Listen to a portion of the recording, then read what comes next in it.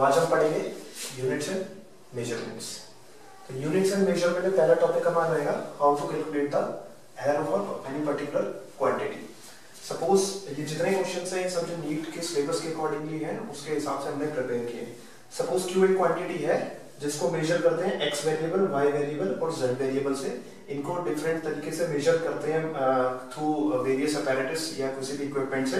तो उस इक्विपमेंट से में कोई एरर होता है, सपोज एक मैनकाइंड एरर होता है या मशीनरी में कोई टेम्परेचर एरर है या कोई इन्वायरमेंटल एरर, किसी तरह का भी एरर हो सकता है। तो वो एरर की वजह से एक पर्टिकुलर क्वांटिटी के अंदर कुछ अलग तरीके का एरर आ जाता है। तो सपोज एक क्वेश्चन है जिसमें वेरिएबल हम निकालते हैं इस इक्वेशन से और उसके अलग अलग वेरिएबल्स की हमें एरर क्वेश्चन में गिवन है। जैसे एक्स वेरिएबल का जब हमने मेजर किया तो उसका एरर था 1%, वाई का 2% और जेड का 4%। तो एक्स अब क्वेश्चन में आता है find the what will be the percentage error of the quantity Q if these three errors are given. तो x में 1% तो कैसे निकालते हैं? एरर निकालने का एक नॉर्मल सा इक्वेशन होती है percentage of error of q into जो पावर्स होती है उन पावर्स को जनरली हम मल्टीप्लिकेशन में लिख देते हैं। तो परसेंटेज एरर ऑफ q इस x की पावर 3 है तो 3 multiply by percentage error of x plus y की पावर 2 है तो 2 multiply by percentage error of y, z की पावर 1 है तो 1 multiply by percentage error of z। हमेशा एरर्स को प्लस करेंगे भले ही डिनोमिनेटर में कुछ भी हो। अगर z डिनोमिनेटर में इसका मतलब ये नहीं है कि यहाँ पर हम नेगेटिव साइन का यूज करेंगे। We will always use the positive sign because error is always there. Error कभी भी कम नहीं हो सकता है, कम इन द सेंस कि एरर खत्म नहीं हो सकता है। एरर हमेशा वैल्यू को चेंज करेगा, चाहे वो पॉजिटिव करे चाहे नेगेटिव करे। तो इसलिए जो है हमेशा हम प्लस ही लगाएंगे क्योंकि इस क्वांटिटी में से एरर आएगा ही, एरर बढ़ेगा ही। ऐसा नहीं कि एरर को कोई ऐसी वैल्यू होगी जो एरर खत्म कर देगा, नहीं। तो इसलिए हम ऑलवेज पॉजिटिव साइन का यूज करते हैं। अब percentage of error of q कैसे निकालेंगे? 3 क्योंकि इसकी पावर 3 थी इनटू 1% गिवन था प्लस y की पावर 2 थी तो 2 multiply by percentage of error of y plus power is 1, z की पावर 1 है तो 1 multiply by percentage error of z। तो इस इक्वेशन को सॉल्व करेंगे 3 + 4 + 1 तो आएगा 11। दिस मींस कि इसके अकॉर्डिंगली q की क्वांटिटी में एरर आएगा हमारा 11। सपोज अगर कोई क्वांटिटी है, सपोज अगर q की वैल्यू इक्वेशन के अकॉर्डिंगली 100 आ रही है तो उसकी एक्चुअल वैल्यू क्या होगी? एक्चुअल वैल्यू होगी 100 प्लस दिस 11%। 11% मींस 11, इसके लिए 111 इसकी एक्चुअल वैल्यू होगी इस q की, जो कि 11% एरर है। तो इसका सिग्निफिकेंस फिजिकल एस्पेक्ट में ये होता है कि जो अपैरेटस से वैल्यू होती है उसकी हम एग्जैक्ट वैल्यू कैसे निकाल सकते हैं। इसके और भी तरीके क्वेश्चन है। सपोज अगर हमारे पास q की इक्वेशन किसी भी तरह की आती है x² बाय अंडर y, तो x² y के अंडर रूट को हम ले सकते हैं 1/2 पावर में। तो percentage error of q will be equal to x की पावर 2 है तो 2 multiply by percentage error of x plus y की पावर अंडर रूट की 1/2 होती है तो 1/2 multiply by percentage error of y।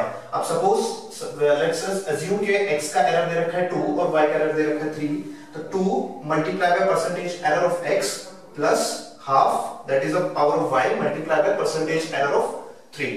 तो इसको सॉल्व करेंगे 4 + 1.5 that is our value will come out to be 5.5%। This means इस इक्वेशन के अकॉर्डिंग q का एरर आता है 5.5%, इस इक्वेशन के अकॉर्डिंग q का एरर आता है 11%। तो इट टोटली डिपेंड्स कि हम उसको कैसे मेजर कर रहे हैं, उस पे एरर वेरी कर जाता है। अब हम एक क्वेश्चन करेंगे जिसमें हम यूनिट निकालेंगे। क्या निकालेंगे? यूनिट निकालेंगे। सपोज एक क्वेश्चन दे रखा है एक y is equals to NH by 2 pi QB। ये देखा जिसमें h क्या रखा है? h हमारा है प्लैंक्स कांस्टेंट, h हमारा है प्लैंक्स कांस्टेंट और हमारा q दे रखा है दैट इज चार्ज, q हमारा चार्ज है और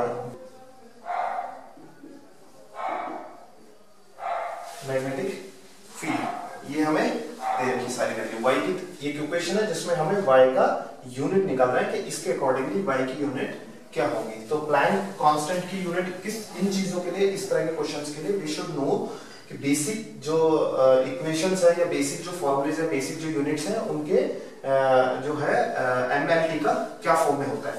जैसे h is known for the Planck's constant, तो h का हमें याद करना है तो इसका SI यूनिट h का होता है जूल सेकेंड। ठीक है। उसके बाद चार्ज का you must be knowing, charge का होता है कूलम, चार्ज का होता है कूलम, और मैग्नेटिक फील्ड का हमारा होता है टेस्ला। ओके, तो ये एसआई यूनिट्स हम इनको एमएलटी की फॉर्म में कन्वर्ट करेंगे। ये जिस प्लैंक कांस्टेंट जूल सेकंड ये ऑलरेडी एमएलटी की फॉर्म में है, जूल्स को एनर्जी की फॉर्म में, न्यूटन मीटर की फॉर्म में लिख देंगे, that can be converted later on. Tesla के मेन है, टेस्ला को आपको याद करना पड़ेगा। टेस्ला का हमारा होता है newton into second divide by coulomb into metre. ये टेस्ला का एसआई स्टैंडर्ड एमएलटी के फॉर्म में इसका यूनिट है। ये आपको याद कर लेना, टेस्ला बहुत बार क्वेश्चंस में आता है, जिसका डिनोशन किया जाता है। टेस्ला एक ऐसा यूनिट है जिसको मैग्नेटिक फील्ड को P से डिनोट किया जाता है। और कूलम का आपको बता दूं, इसे n is any positive integer, कोई पॉजिटिव इंटीजर है, दिस मींस इसका ये यूनिटलेस है। ऐसे 2 पाई भी पॉजिटिव इंटीजर है, तो ये यूनिटलेस वैल्यूज है। तो हम इसमें यूनिट्स प्लेस करेंगे रिस्पेक्टिव टू द वैल्यूज। तो h की जगह हम क्या लिखेंगे, joule second divide bye q की जगह रखेंगे हम कूलम्स, मल्टीप्लाई बाय b की जगह रखेंगे हम तो Newton second, this is in the denominator, that will comes in the numerator after resolving, तो इनटू कूलम इनटू मीटर। ये हमारा हो गया। अब इसको जो कटेगा उसको काट देंगे, second will be कटेड from second, coulomb से कूलम कट जाएगा। जूल्स को क्या रख सकते हैं, जूल को देखो, जूल्स को सब आप किसी भी कन्वर्ट कर सकते हो, बस आपको फॉर्मूला याद होना चाहिए। एनर्जी क्या होता है, एनर्जी हमारा होता है force into distance, means work done, this is same, units are same, work done is force into distance. तो एनर्जी को, जूल्स को क्या लिख सकते हैं हम, न्यूटन मीटर लिख सकते हैं। तो जूल की जगह क्या लिख देंगे हम, न्यूटन मीटर। तो ये हो जाएगा न्यूटन मीटर, न्यूटन मीटर। ये सब कट गया तो मैं नहीं लिख रहा हूं, दोबारा से 1 मीटर बचा हुआ था, this metre will come over here, coulomb cut गया था, नीचे क्या बचा था न्यूटन। तो न्यूटन से न्यूटन कर गया, हमारा यूनिट क्या आ गया, मीटर स्क्वायर। तो इस क्वांटिटी के, इस y की जो यूनिट्स हैं वो क्या है हमारी मीटर स्क्वायर, और इसको एमएलटी के फॉर्म में लिखेंगे तो क्या लिखेंगे, n0 L2 T0। इस तरह के क्वेश्चंस एग्जाम में आते हैं, लेकिन उसके लिए मैं एक डाटा शीट आपके साथ शेयर कर दूंगा इस क्वेश्चन के बाद, जिसमें Planck's constant, magnetic field, Henrys और ये सब जो चीजें होती हैं, चार्ज, कूलम्स को एम्पियर सेकंड में लिखा जाता है, एम्पियर की फॉर्म में, तो वो जो एक छोटा सा चार्ट होता है वो मैं दे दूंगा ताकि आप याद कर सको, और किसी भी फॉर्मूले में आएगा तो उसको हम इक्वेट करके कोई भी यूनिट किसी भी वेरिएबल की, किसी भी क्वांटिटी की निकाल सकते हैं। ठीक है,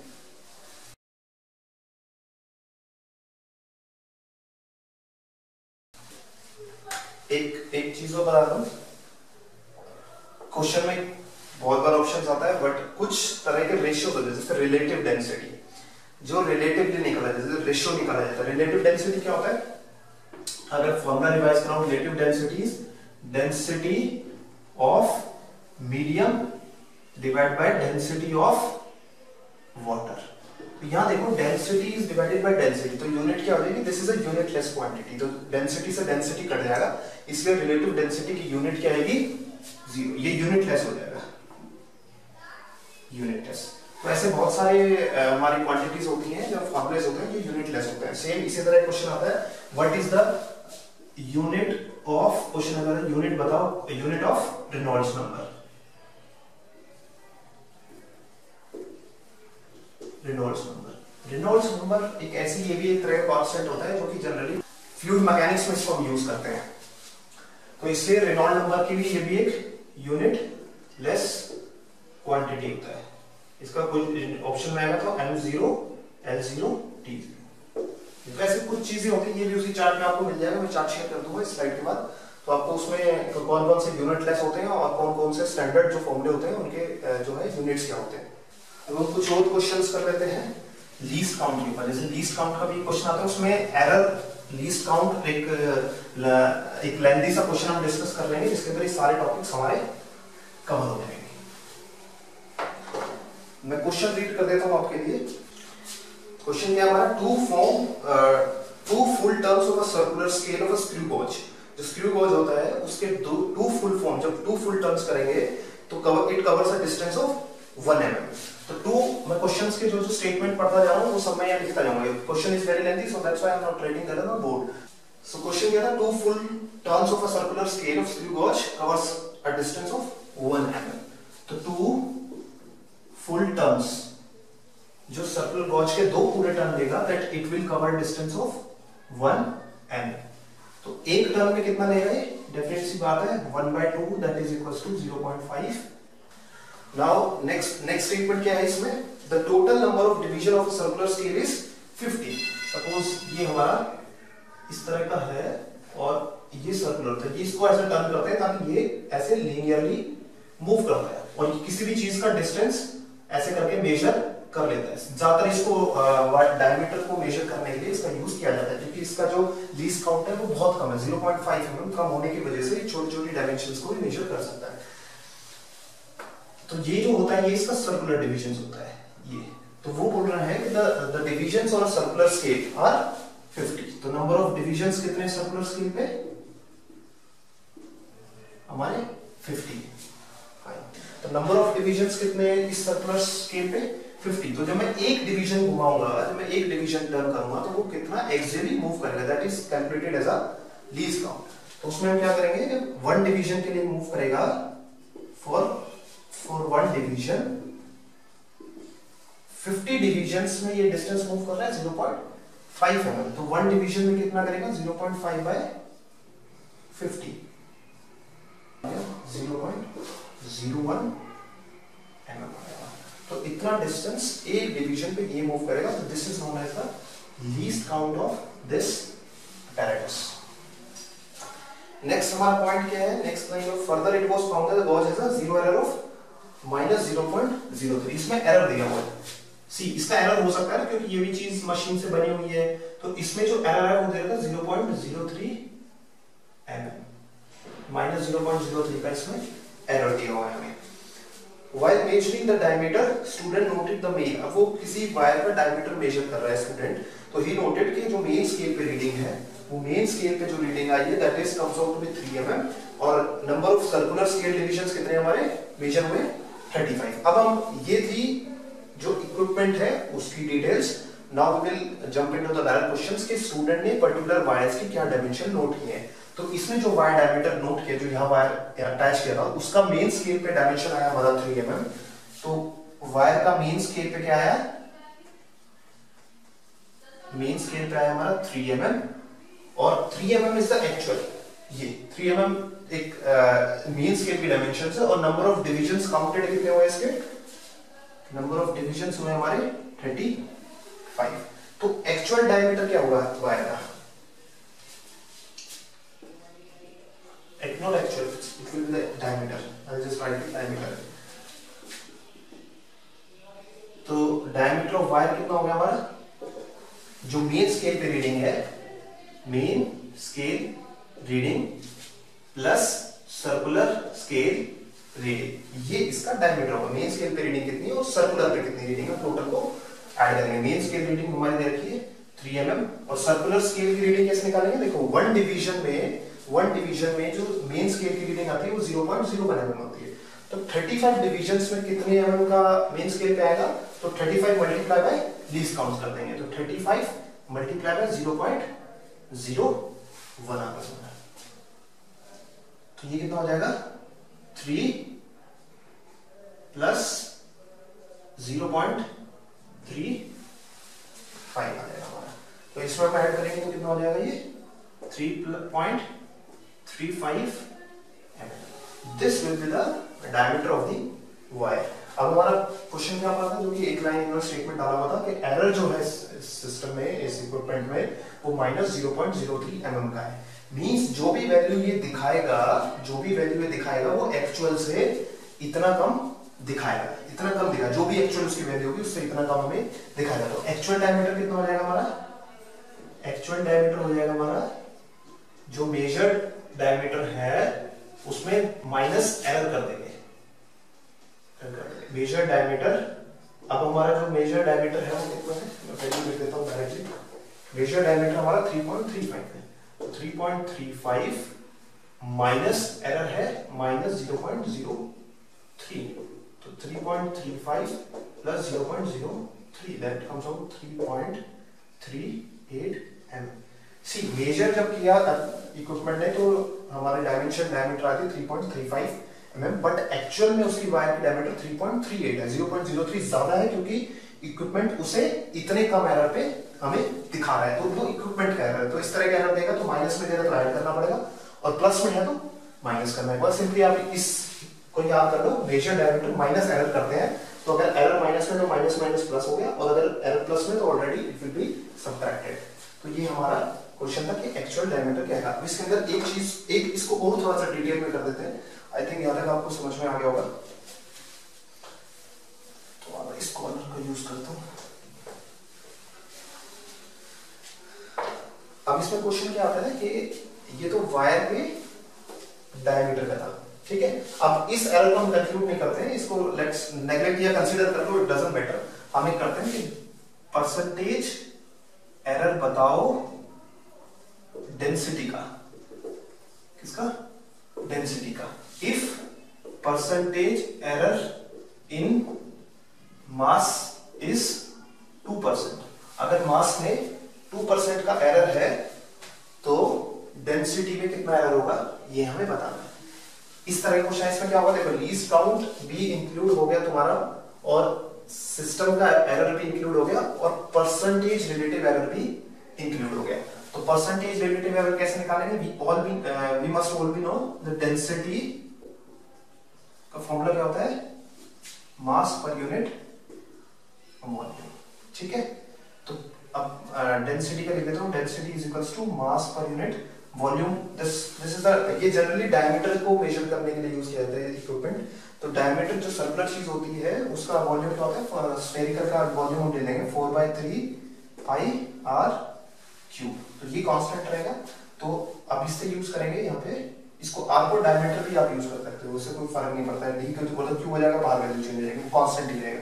तो percentage error of D is equals to percentage error of mass, क्योंकि मास की पावर क्या है 1 है। अब देखो आर को डायमीटर भी लिख सकते हैं, उससे कोई फर्क नहीं पड़ता, बट बाहर कांस्टेंट बदल जाता है, बट इट इज कांस्टेंट, तो again that is not harming your the percentage error.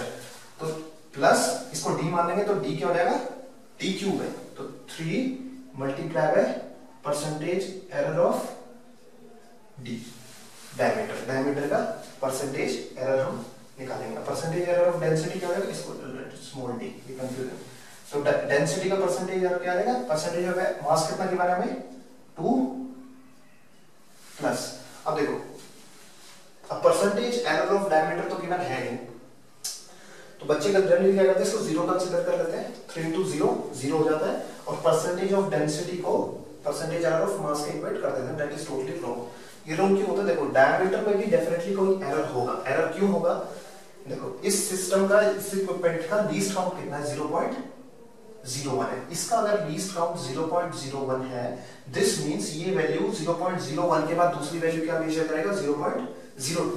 Suppose ये हमारी वैल्यू आई थी 3.38, तो इसमें नेक्स्ट वैल्यू अगर इसमें जो इसका लीस्ट काउंट है, लीस्ट काउंट के अकॉर्डिंगली वैल्यू मेजर करेगा, तो इसको मेजर क्या करेगा, नेक्स्ट जो वैल्यू इसकी मेजर करेगा वो क्या करेगा 3.39 करेगा। लेकिन अगर एक्चुअल में सिस्टम की वैल्यू हुई 3.385, तो ये जो 0.05 की जो वैल्यू उसको मेजर नहीं कर सकता, क्योंकि इसका लीस्ट काउंट क्या है, सिर्फ 2 डेसिमल तक है, दैट इज 0.01। तो अगर 0.38 के बाद कोई ये वैल्यू मेजर करेगा तो 0.39 करेगा, तो this is also counted as a error. इसको अनसर्टेनिटी बोलते हैं कि बिल्कुल भी एग्जैक्ट आप नहीं कर सकते हो किसी भी इक्विपमेंट से, तो उसको अनसर्टेनिटी एरर बोलते हैं, जो कि आपको इस तरह के क्वेश्चंस में काउंट करके लेके चलना है। तो चेंज कितना हो गया, एक वैल्यू से प्रीवियस वैल्यू में चेंज कितना है। परसेंटेज एरर ऑफ डायमीटर क्या होता है, परसेंटेज एरर कैसे निकालते हैं, सिंपली अगर मैं लिखूं percentage change in diameter upon actual diameter into 100, it's very simple. तो चेंज इन डायमीटर कितना होगा 338 है, तो नेक्स्ट वैल्यू 3.39 होगा, तो 3.39 माइनस 3.38, तो दैट इज 0.01। जनरली यहां पर लीस्ट काउंट दिया आता है, तो ये क्या हो जाएगा 2 plus 3 into 0.01 divide by diameter कितना है एक्चुअल हमारा 3.38 इंटू 100। अब इसको सॉल्व करेंगे तो क्या हो जाएगा 3 इंटू ये हो जाएगी 3.03, तो ये वैल्यू कितनी हो जाएगी 2 प्लस 0.9, तो ये कितना हो जाएगा हमारा 2.9, ये वैल्यू हो जाएगी हमारी 2.9, इसको यहाँ पे लिख दो, ये वैल्यू हमारी हो जाएगी 2.9%। See I think this is clear to you कि इस तरह के क्वेश्चंस को अगर इसके साथ स्क्रू गॉज के साथ अगर कोई परसेंटेज डेंसिटी का या कोई और इक्वेशन खाता है तो उसमें आपको डायमीटर का भी एरर कंसीडर करके चलना है। ये एक सबसे लेंथी क्वेश्चन है जो ज्यादातर जेईई एडवांस में या फिर नीट में हमारा पूछा जाता है। तो इसमें मैंने ये क्वेश्चन कराने का लॉजिक ये था कि इसमें आपको सारे errors, least count, units, conversion सब कुछ आपके मोस्टली कवर हो जाए। एक हेनरी भी एक होता है जो हमारा मैग्नेटिक इंडक्शन में काम आता है, मैं हेनरी बता देता हूँ। हेनरी की यूनिट्स होती है हमारी, ये इसकी यूनिट्स होती है हमारी ml²/q²। ml²/q इज चार्ज, या फिर चार्ज को तुम बोल सकते हो, कूलम भी बोल सकते हो। तो ये ml2c-1 की फॉर्म में होती है, कूलम्स की फॉर्म में चार्ज। इसको एम्पियर की फॉर्म में लिखना है तो कूलम्स को क्या लिख सकते हैं, एम्पियर सेकंड। तो इसको ये भी लिख सकते हैं ml2, इसको लिखेंगे t-1 सेकंड का t हो जाएगा और एम्पियर का a-1 हो गया।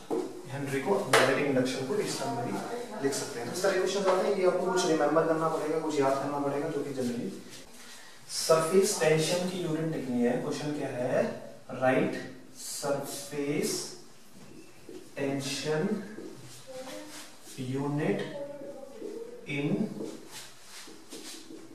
एनर्जी, दैट इज E की फॉर्म में लिखो, वेलोसिटी की फॉर्म में लिखो V, एंड टाइम की फॉर्म में लिखो।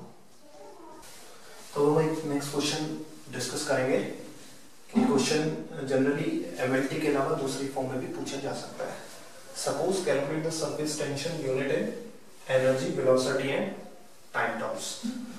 तो we must all be knowing कि सरफेस टेंशन एक तरह की फोर्स ही होती है जो कि वाटर के सराउंडिंग पे लगता है। जैसे ग्लास है, ग्लास का जो सर्कमफ्रेंस होता है उस पे जो फोर्स है जो कि वाटर को मतलब एक दूसरे से मॉलिक्यूल से अटैच करके रखता है, जो सरफेस पे वो फोर्स लगती है उसको बोलते हैं सरफेस टेंशन। अब सरफेस टेंशन का एक फॉर्मूला होता है कि फोर्स पर यूनिट लेंथ। देखो सरफेस टेंशन फोर्स पे तो डिपेंड करता है, उसके बाद लेंथ पे भी डिपेंड करता है। इसका एक मैं अपार्ट फ्रॉम दिस क्वेश्चन में थोड़ा ब्रीफ कर देता हूं आपको। जैसे दो पाइप्स हैं, एक ये है और एक बहुत नैरो पाइप है। तो इस पे जो वाटर रहेगा उसके सरकमफ्रेंस की लेंथ ज्यादा होगी कंपैरेटिवली इसकी सरकमफ्रेंस कम होगी, because this is a narrow tube. तो वाटर क्या होता है, वाटर पे लेंथ कम होने की वजह से जो सरफेस टेंशन है वो बढ़ जाता है। तो इसकी वजह से वाटर लेवल या कोई भी लिक्विड है वो ऊपर जा सकता है या नीचे जा सकता है, डिपेंड करता है उसकी वैसी भी एडेसिव किस तरह की प्रॉपर्टी है। तो ये जो मूवमेंट होती है वाटर की, ये ज्यादा बहुत नैरो ट्यूब्स में ही आपको सरफेस टेंशन दिखाई देगा, क्योंकि जो वाइडर ट्यूब्स होती है उसमें जो लेंथ की वैल्यू इतनी ज्यादा बढ़ जाती है कंपेयर टू द फोर्स, तो सरफेस टेंशन का जो सिग्निफिकेंस है वो हमें दिखाई नहीं देता है। इसलिए ज्यादातर नैरो ट्यूब्स में ही हमें प्रेजेंट होता है। Moving to this question, surface tension क्या था, फोर्स पर यूनिट लेंथ। हमें सरफेस टेंशन का निकालना है। अब सरफेस टेंशन का जो यूनिट निकालना है, फोर्स को क्या लिख सकते हैं, देखो इसमें जो एनर्जी होती है आपकी, एनर्जी जो होता है या फिर वर्क डन होता है हमारा, we must all be knowing क्या होता है, फोर्स इनटू डिस्टेंस होता है, फोर्स इनटू डिस्टेंस। तो फोर्स को क्या लिख सकते हैं, फोर्स क्या हो जाता है हमारा, फोर्स हमारा हो जाता है एनर्जी अपॉन डिस्टेंस। तो फोर्स से हमें वो एनर्जी की टर्म्स बनेगा, तो फोर्स का लिखेंगे इसलिए एनर्जी अपॉन डिस्टेंस। तो इसको क्या लिखेंगे, energy upon distance into length is also a distance. Length भी क्या है हमारा, डिस्टेंस है। अब क्या करना है हमें, डिस्टेंस को क्या लिख सकते हैं, डिस्टेंस क्या होता है, डिस्टेंस होता है speed into time, distance speed into time.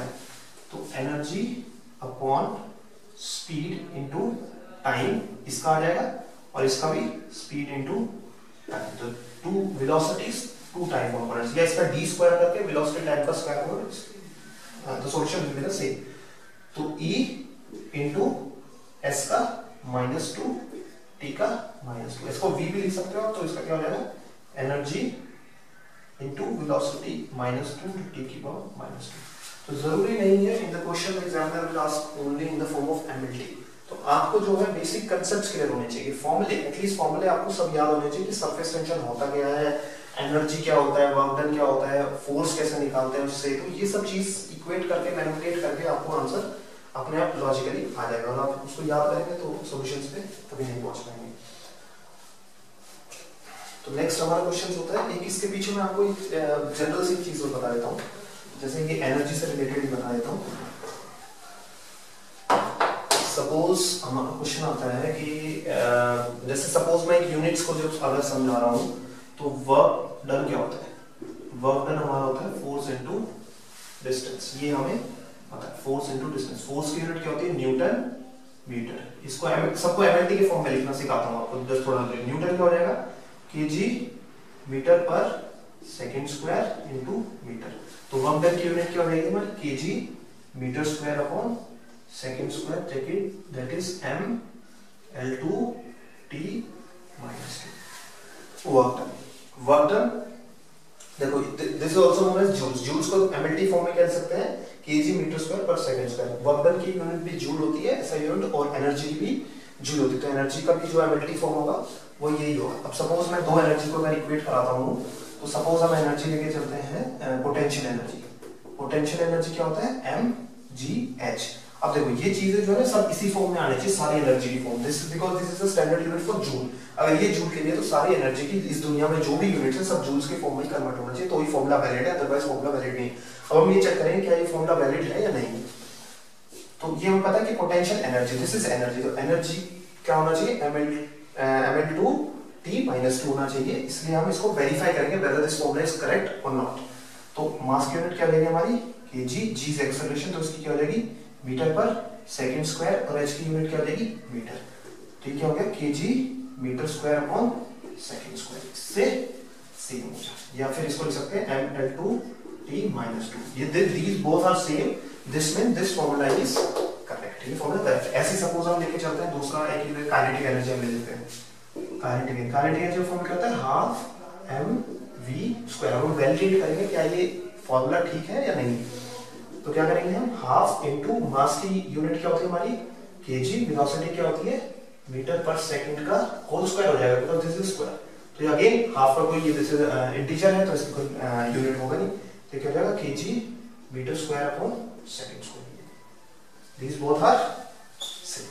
तो हर एनर्जी की यूनिट किसी से मैच करेगी, तो ये इनडायरेक्टली भी आपको ये चीजें प्रैक्टिस से कंफर्म हो जाएगा। नेक्स्ट हम क्वेश्चन करते हैं टेस्ला के लिए। मैंने आपको बता दिया टेस्ला का क्वेश्चन पूछा जाता है, टेस्ला की यूनिट्स क्या होती है। टेस्ला की यूनिट्स एसआई, टेस्ला को एसआई यूनिट्स में हम अगर लिखते हैं तो उसको कैसे लिख सकते हैं, newton second upon coulomb metre. इसको याद कर, ये आपको याद ही करना है इसको, टेस्ला को एसआई की टर्म्स में कैसे लिखा था। यहाँ से आप कन्वर्ट कर सकते हैं उसके एमएलटी फॉर्म में। तो न्यूटन को अगर एमएलटी फॉर्म में लिखेंगे तो क्या लिखेंगे, केजी मीटर पर सेकंड स्क्वायर। इसका हो गया सेकंड ऊपर रहेगा डिनोमिनेटर में, न्यूमरेटर में।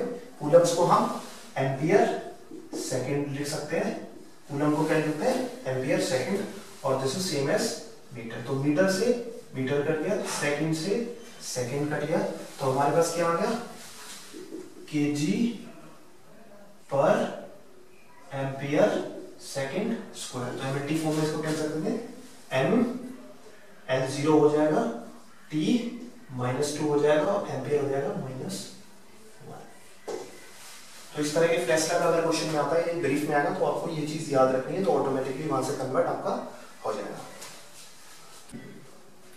और अगर उसको कूलम्स के टर्म में लिखना है, तो कूलम्स के टर्म में अगर कूलम को चेंज नहीं करना, क्वेश्चन पूछता है कि right the unit conversion MLT form in Coulomb's, तो कूलम को एम्पियर सेकंड नहीं रखना, सिर्फ कूलम रखना है, तो क्या हो जाएगा m(t-1 c-1)।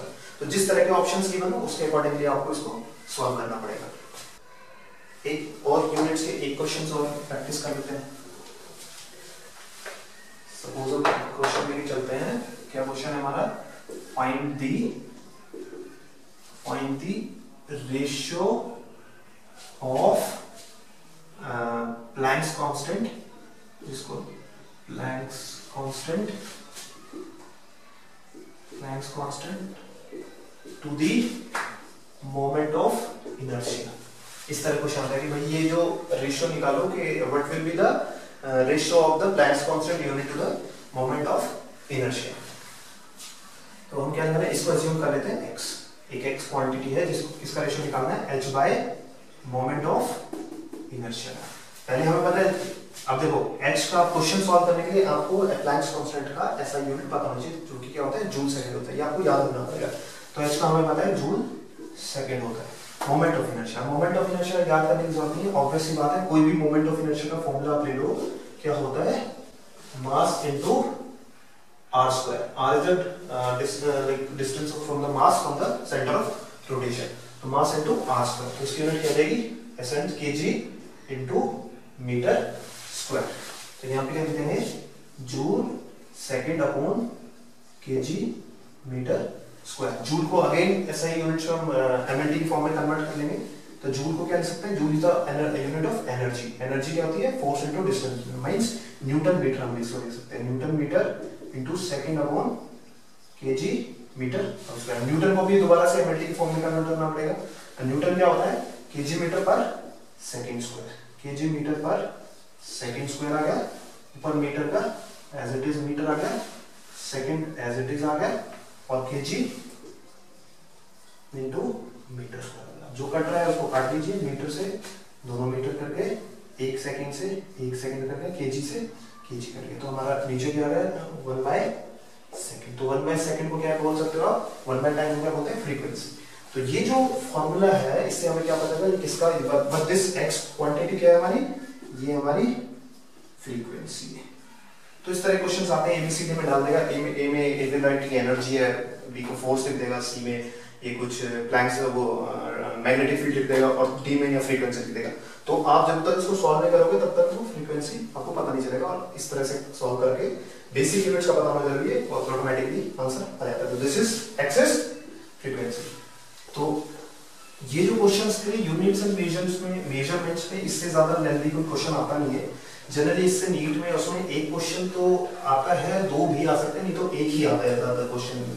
अब वो एरर से भी आ सकता है आपका जो है, और ये इस यूनिट से भी आ सकता है, यूनिट से भी कि किस तरह कन्वर्ट करके बताओगे क्या यूनिट किसके इक्विवेलेंट है। और आपका डायरेक्ट क्वेश्चन भी आ सकता है, टेस्ला क्या होता है, रिलेटिव डेंसिटी, अगर 1 मार्क्स का क्वेश्चन आ रहा है तो उस तरह में भी आ सकता है। लेकिन सबसे अगर लेंथी कोई क्वेश्चन आएगा तो ज्यादातर वो एरर कैलकुलेशन या जो स्क्रू गॉज या वर्नियर कैलिपर की कैलकुलेशंस के अकॉर्डिंगली